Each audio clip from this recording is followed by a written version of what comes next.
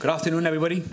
My name is Nicky Gomez, and I am the Head of Risk and Innovation at the Gibraltar Financial Services Commission.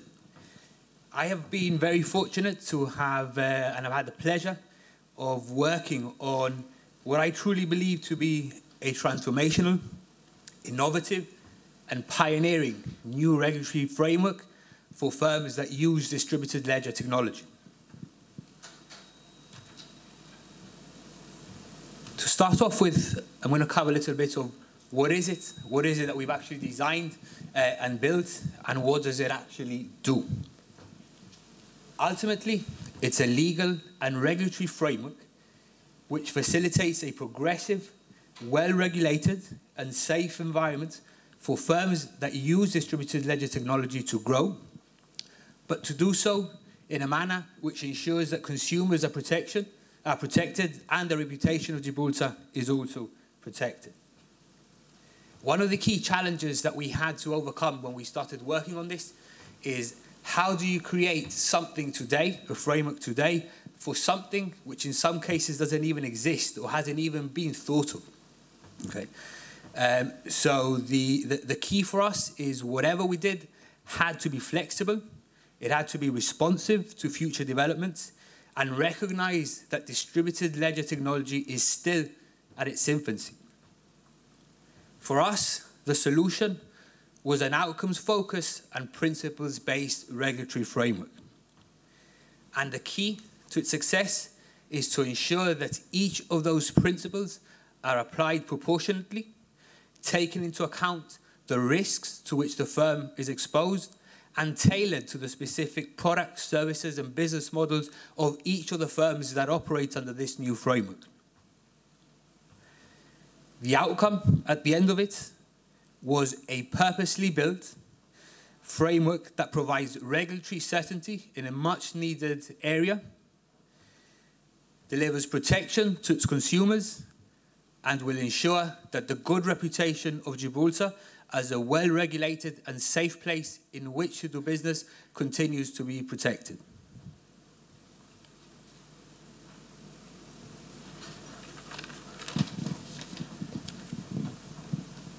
So it's probably worth explaining who is going to be caught by this new regulatory framework.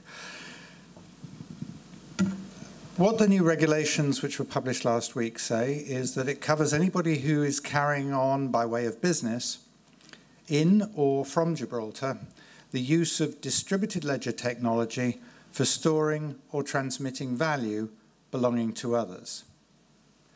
Note here, we don't talk about money because in a tokenized world, the definition of money has become much broader. Essentially, what we've done is we've created a new license category for DLT providers.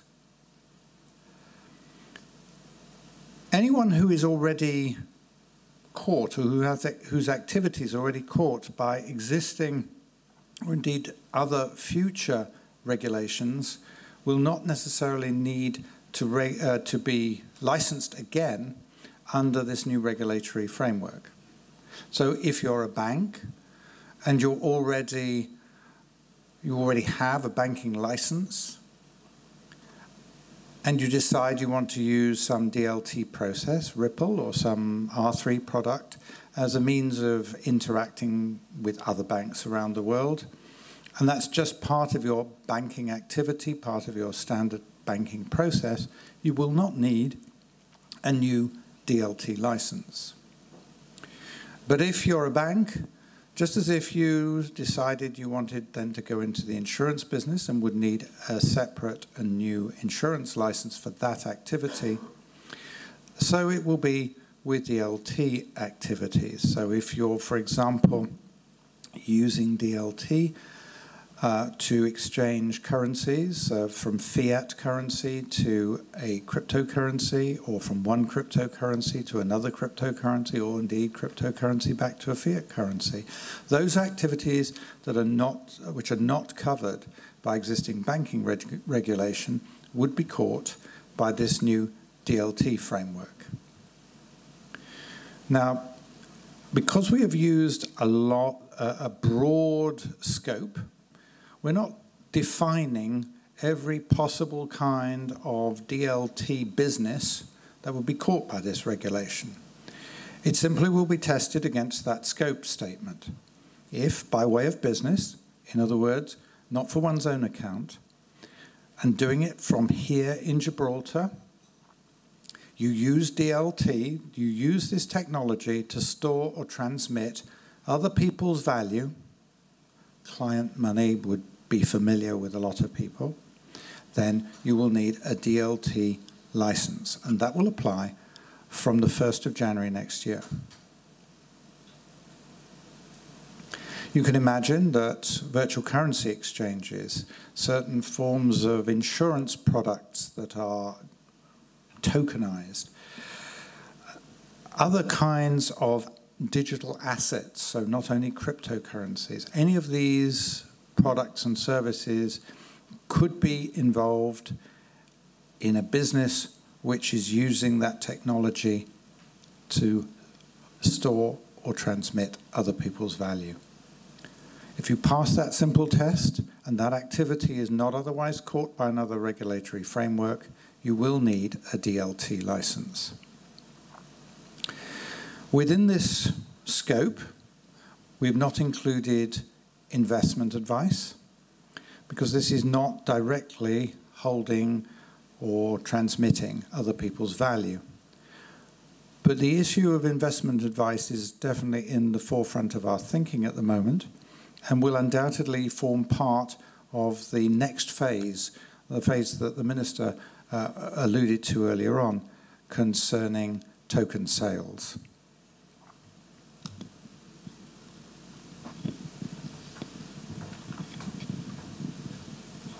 I'm going to talk a little bit about each of the 9 regulatory principles that we've identified. For anybody who is already familiar with financial services regulations in Gibraltar, I think it will soon, looking at the principles, become apparent that these principles largely mirror the sort of core rules or principles that we as a regulator apply to any financial or professional services firm which is regulated by us. One thing that I wanted to clarify is that just because it's principles-based, this is not to be mistaken by some light or soft touch approach to regulation. Any firm operating under this new framework will have to operate to very high standards. They'll have to operate to the same standards that we expect from any of our other financial services institutions. The first thing we're going to apply is we're going to make an assessment of each and every individual who has an influence over the direction of the business, anybody who holds a notifiable position. We're going to make sure that those individuals act with honesty, with integrity, that they have the necessary skills and experience in order to be able to successfully manage and direct their business. They're going to have to pay due regard to the interests and needs of their customers. So we want every firm operating under this framework to ensure that any risks are clearly singled out and communicated to their respective customers. Any communications is clear, it isn't misleading, and that generally their customers are treated fairly.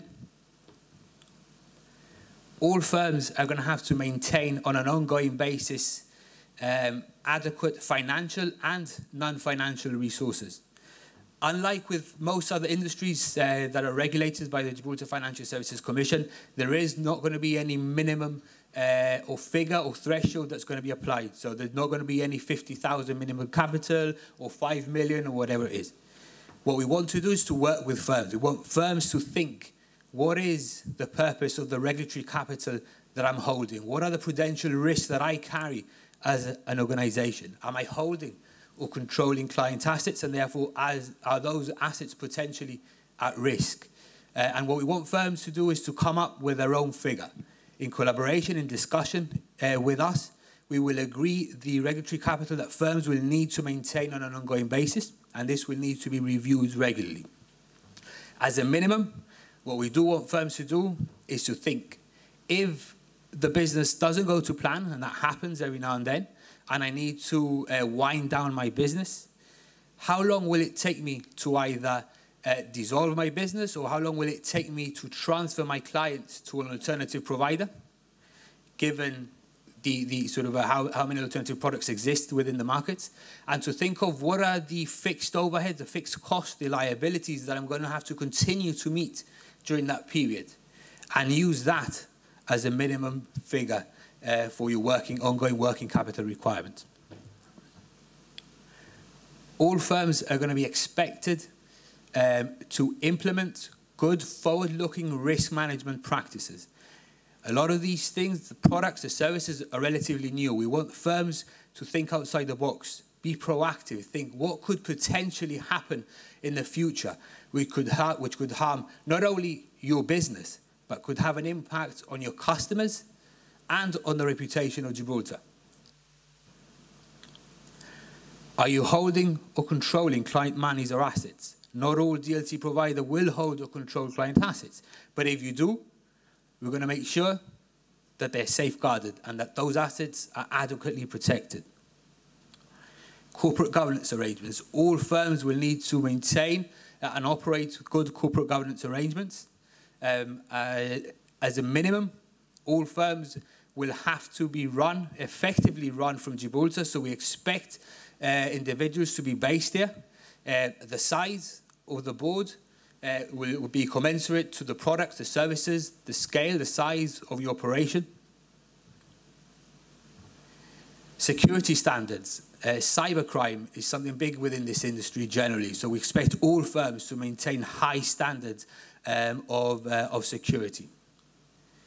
Financial crime risk. All firms are exposed in one way or another to financial crime risks, including money laundering and terrorist financing.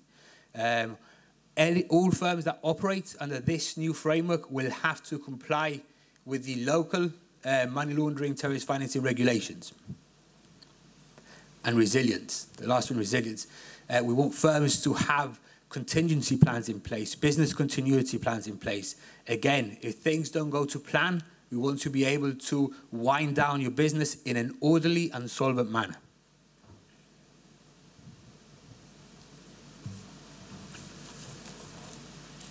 So let's look where we are now. Last Thursday, the regulations were published in the Gazette. If you look at them today on the Government Gibraltar Law's website, you will see they're marked not yet in force. But we need to understand exactly what that means. These new regulations, the Financial Services Distributed Ledger Technology Providers regulations, are law today. What happens is they come into effect on the 1st of January 2018. So from 1st of January, applications can be made for a new DLT provider license, and Nikki will explain shortly what the process will be for that.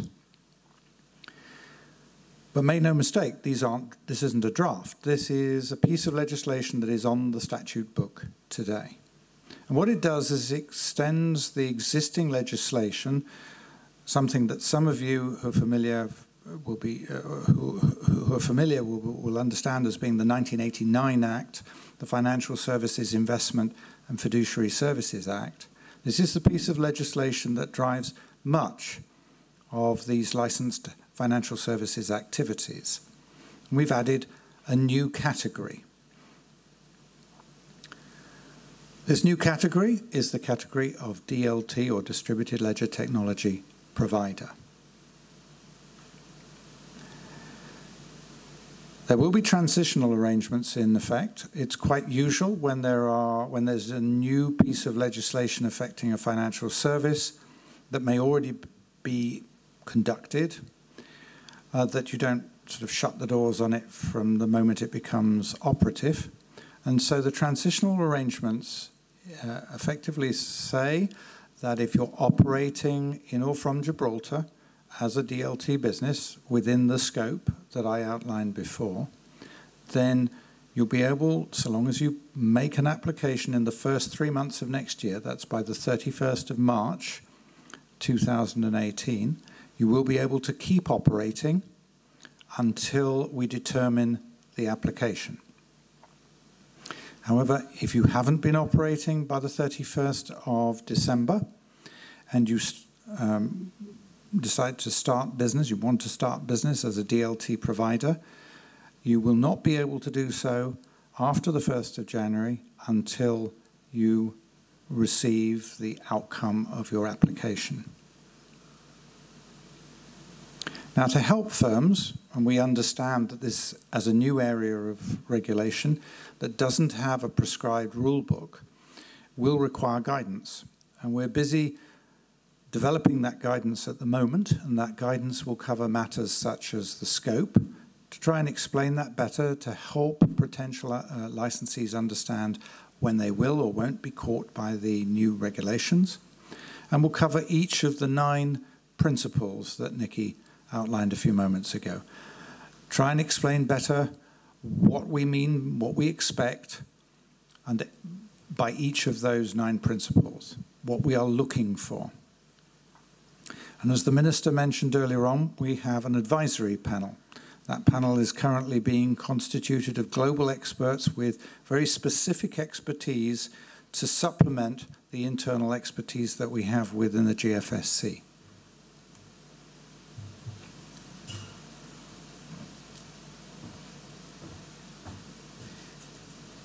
I'm going to talk to you a little bit now about 2 separate areas. One, the authorizations process, and something that for anybody looking to establish themselves in Gibraltar, I'm sure will be keen to know what it is how much is it actually going to cost you to get a license from us.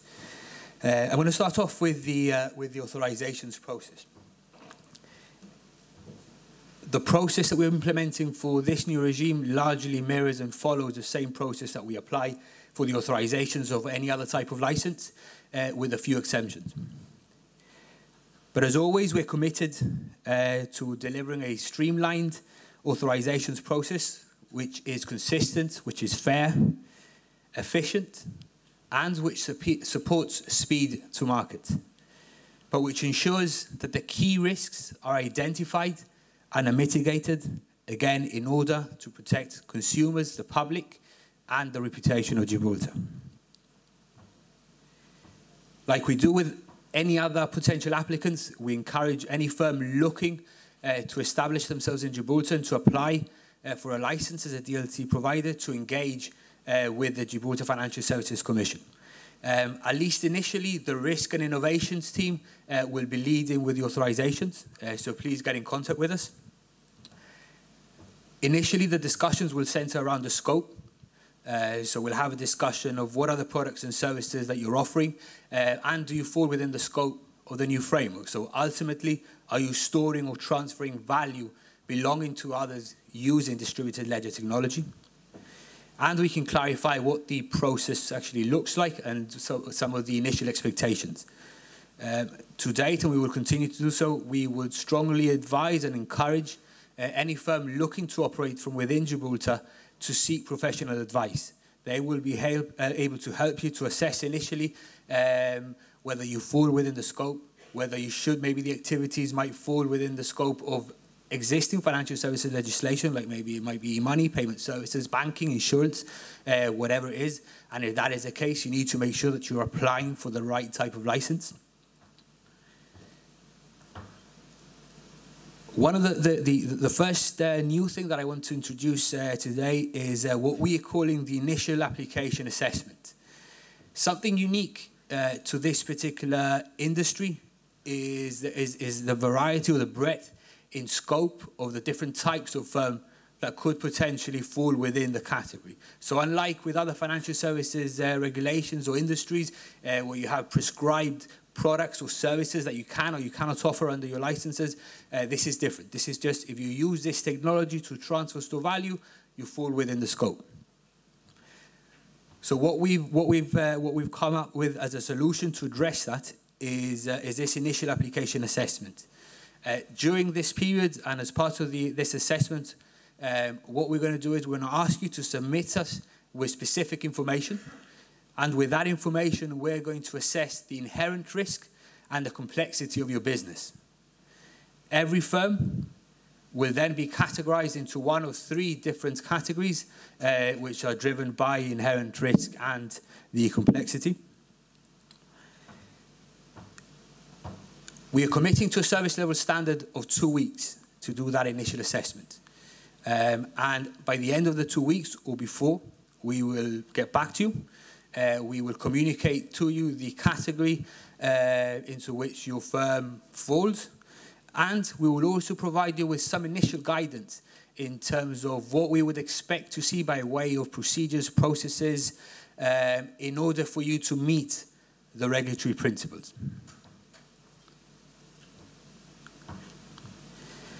At this stage, you can go away, you can put together the application pack. The full application pack, again, is going to be very similar to the one that we have at the moment. Once you're ready, you submit that to us. We will, as we do now, we will do a quick assessment. We will make sure that we have all the necessary information in order to assess your application. But one of the key differences is that at this point, we will write back to you. We will confirm we have everything and confirm that the clock has started. And we will give you an appointment for you to come and present to us your business. The idea is we expect, again, anybody who has an influence in the steer of the business, anybody who's going to hold a notifiable position within your business, to come to our offices. You can do Skype or in person, and present to us initially, talk a little bit about yourself. What are your skills? What skills and experience do you bring to the firm? Do you have the right competence to be able to deliver and fulfill your function, your role within the company? Talk a little bit about your business model, your products, the services, how you're going to operate, your customers, who you're going to be servicing. But more importantly, how are you going to be meeting each of those 9 regulatory principles? So this is a good opportunity for you to come, communicate with us, and we can have an open discussion around the type of products, the processes, the systems that you're going to be putting in place in order to satisfy us that you're meeting each of those principles. And this, we believe, will really help to turn things around quicker. For this, we're committing to a service level standard of 2.5 months. So the first 2 weeks, 2.5, 3-month overall service level standards for any applications.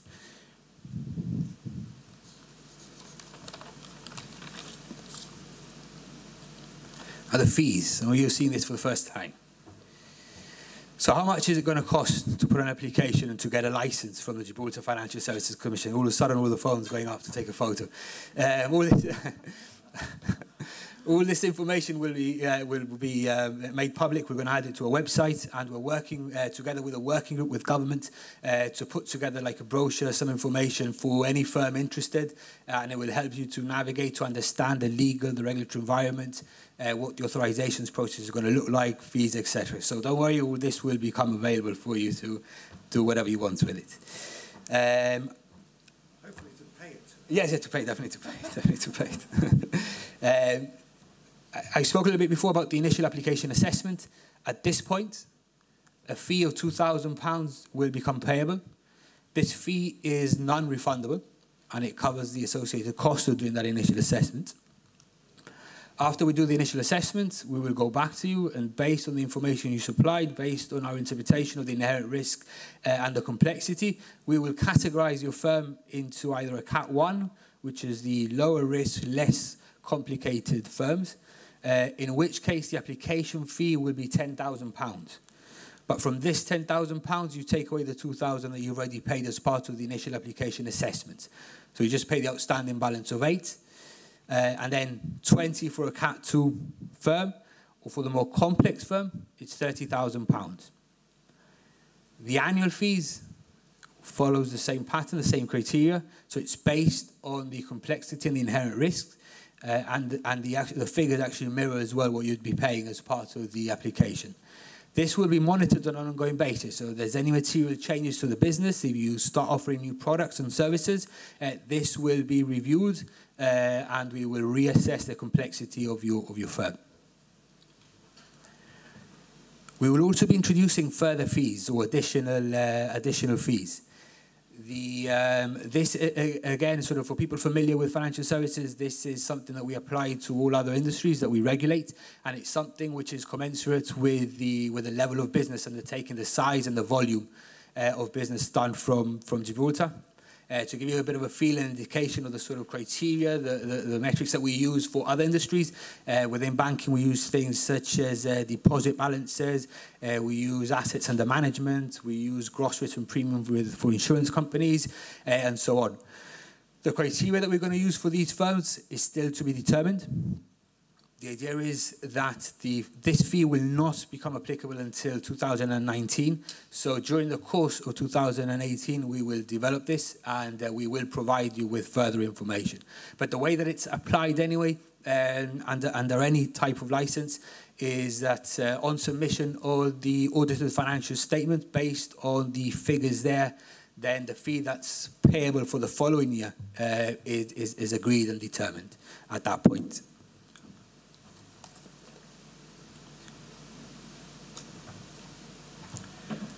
Which takes us on to the really exciting topic, that of token sales and ICOs.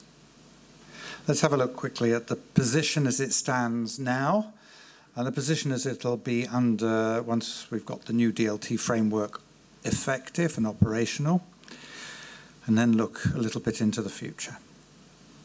So that position now is that token-based securities, so those that offer some sort of equity interest or are some form of debt security, those will still be considered as securities. Nothing changes there. There's nothing new in that.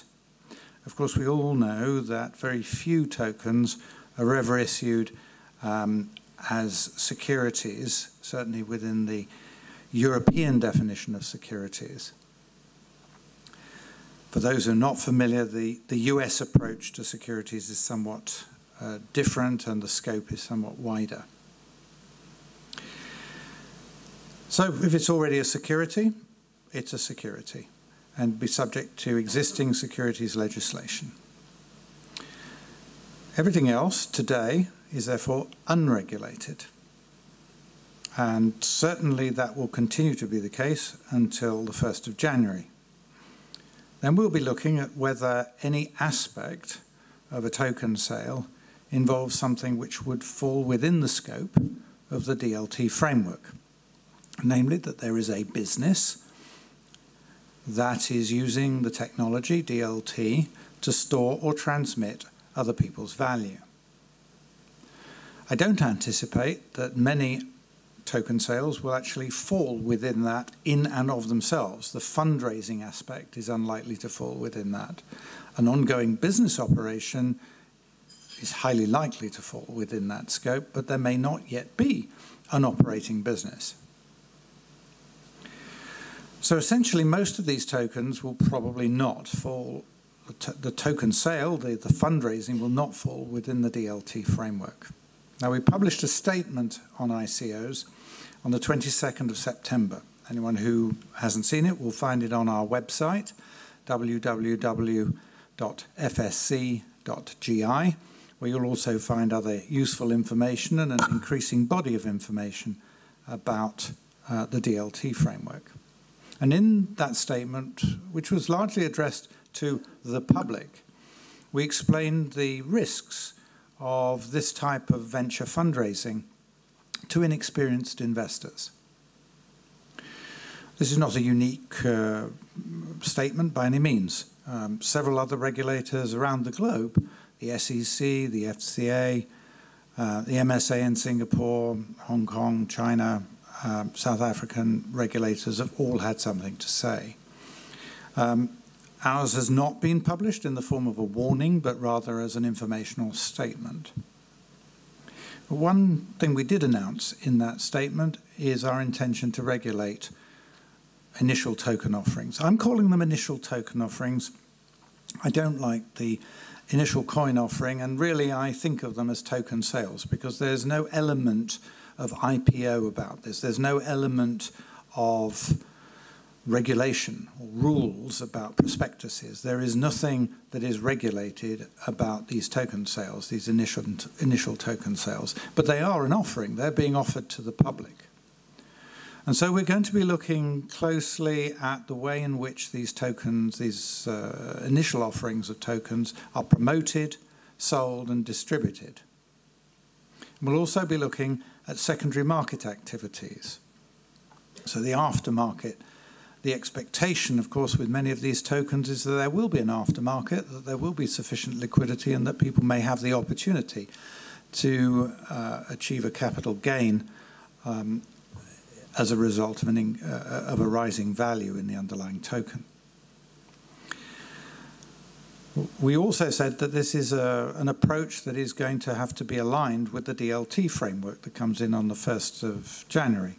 There is little point for us to have some draconian piece of regulation around fundraising using tokens when we've got a very inviting and world-leading regime for regulating operating businesses.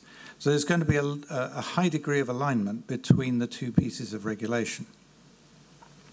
Quite what this new regulation will look like, I'm afraid I can't tell you today. I don't know today. But you certainly heard from the Minister that it is an imperative for government, and it is certainly something that we at the GFSC have been charged with working on, and working on quickly.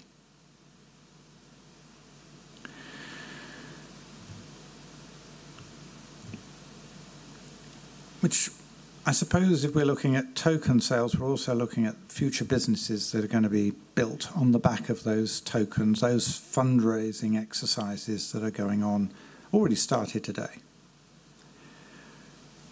And this piece of regulation is not something that has been carried out in isolation. We recognized from day one that we could have the very best world-beating regulation for DLT here in Gibraltar, but if we didn't have an ecosystem to support it, then it would be doomed to failure.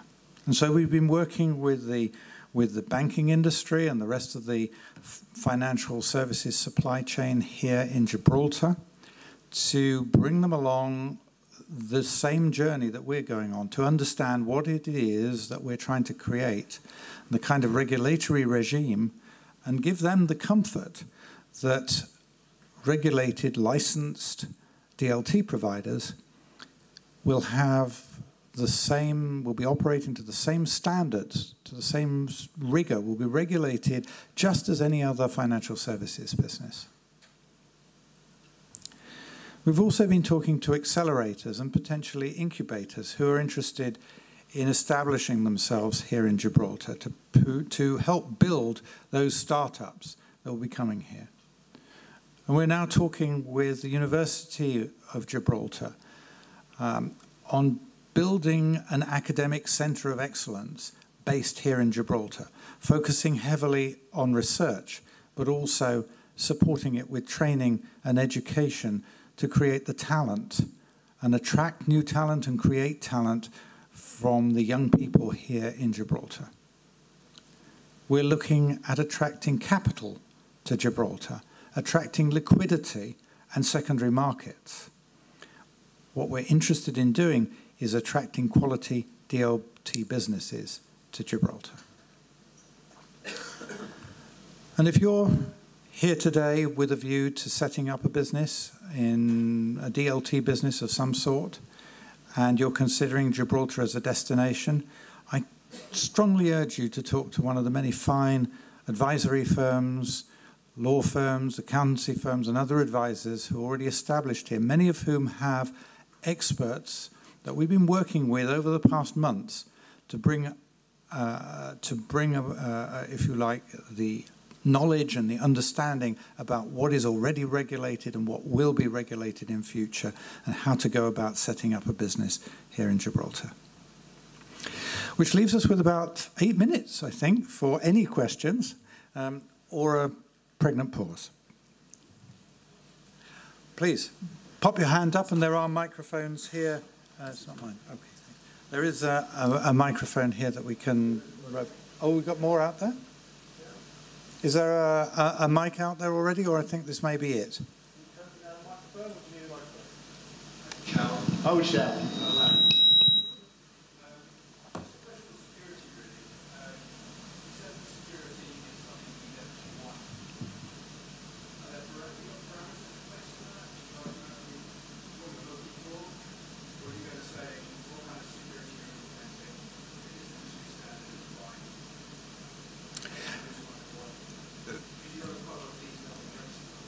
Yes, so it's not the place of the regulator to regulate technology or necessarily say the precise mechanisms that should be employed in a particular business. What we're looking for is proof, if you like, that the business has the requisite skills, knowledge, and systems in place that it's able to withstand, in the case of security, withstand attack. That will vary from business to business. As we've already explained, the DLT framework will cover many different kinds of business. The one thing they have in common is that they'll be using this technology to store or transmit other people's value. Beyond that, the businesses will be very varied. And it would be wrong for us to say there is this standard, which of course will be out of date next week, next month, next year, and that may not be, as a one-size-fits-all, may not be appropriate to every business. It may be too much for some and not enough for others. What we will expect is evidence that the firm has thought about the attack vectors, has thought about the ways in which the value that it's holding is protected, is stored and transmitted, and therefore that it has adequate protection. That's what we'll be looking for. And we won't just be taking a licensee's word for it. We will need proof and evidence of that. Now, of course, there is work going on, international standards work going on right now. ISO has a technical committee on DLT, and eventually there is a work stream within that on security, and there will be, I'm sure, some principles around that and probably some more defined work around that, but that isn't available today. So each business will have to look at its own risks and will have to look at how it secures them and satisfy us that it is doing so properly. So the question there was whether we'll be publishing information, possibly anonymized, about the decision-making process. I don't think we have any plans to publish information about the process, but it will be public knowledge. It'll be a matter of public record who has been granted a license and any conditions on that license and so on. Maybe Nikki, you'd like to say more?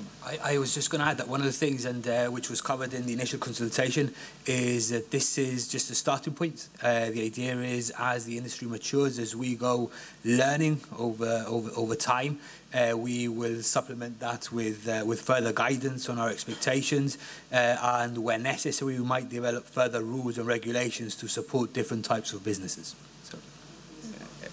Just to recap on the question there, for those who might not have heard it, we've been asked, what do we mean by risk? Generally, what we'd expect firms to do, and we're seeing it more and more with certain other industries that we regulate, and it's something definitely something that we focus a lot on as a risk-based regulator. But what we expect firms to have is to implement enterprise risk management frameworks, so frameworks which helps the board to make well-informed risk-based decisions about the future of the companies.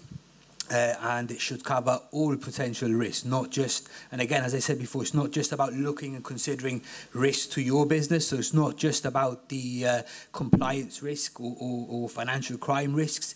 It's about looking broader, looking out for the reputation of your company, Gibraltar, your customers, and we want firms to, as I said, to be proactive in trying to identify what could potentially happen in future. What do I need to prepare myself today to make sure that that risk doesn't crystallize and have an impact in the future?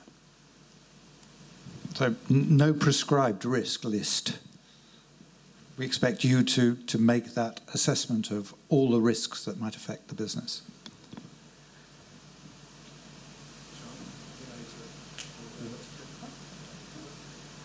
Well, thank you. We'll be around anyway. If anybody has any further questions, we'll be around the rest of the afternoon, this evening, and tomorrow. So.